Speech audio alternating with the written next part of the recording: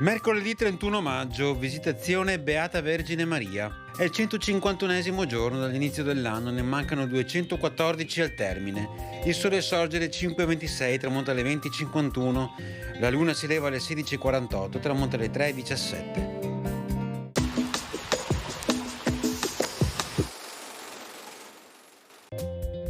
Muore a Chioggia il notaio padovano Albertino Mussato, oratore di grande efficacia, letterato preumanista, storico imparziale. È autore della più antica tragedia del teatro italiano, L'Eccerinide, storia della famiglia degli Ezzelini, che gli procurò l'incoronazione a poeta nel palazzo del comune a Padova. Il Mussato non si limitò a esaltare la patria soltanto con gli scritti, ma la difese combattendo valorosamente contro gli scaligeri a Marostica, a Lonigo e nell'assedio di Vicenza del 1314, dove riportò ben 11 ferite.